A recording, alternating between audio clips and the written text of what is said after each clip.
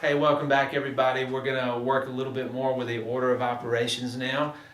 Working on one of your practice problems. Should be very similar to the problem you're working on. Remember, you have the order of operations listed here. If you want to pause the video and copy those down, you can. Or they're also in your instructor tip that's there. So let's take a look at this problem with order of operations.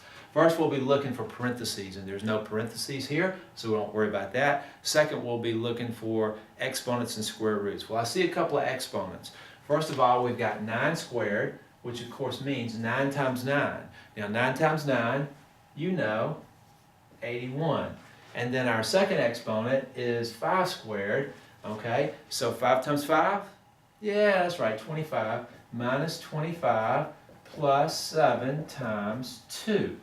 Okay, so there was no parentheses. We took care of our exponents. Now the next thing we're going to do, we're not going to just take off left to right. We're going to be looking for multiplication and division, because we got to do the multiplication and division before we start messing around with the addition and subtraction. Okay? So when I look here, I'll notice that I've got some subtraction, some addition, but then I've got some multiplication. So this is actually my next step. 7 times 2 is 14. Bring down my material here, like so. Okay, so I've done my multiplication. There's no division. All right, and then my last step is addition and subtraction. Now remember, when the only thing in the problem is addition and subtraction, you should go from left to right. You have to be careful with the old saying, please excuse my dear Aunt Sally.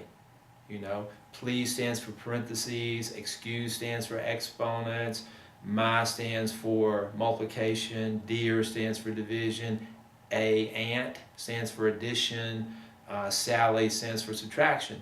If you use please excuse my dear Aunt Sally,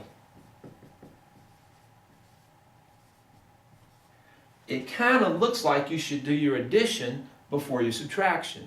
Well, that's just not true. If you want this to be really accurate, it would be like this. Please excuse my dear and Aunt Sally. Okay, my dear going together left to right, Aunt Sally going together left to right. All that to say, going left to right now, because we only have addition and subtraction, we should actually do the subtraction first. 81 minus 25.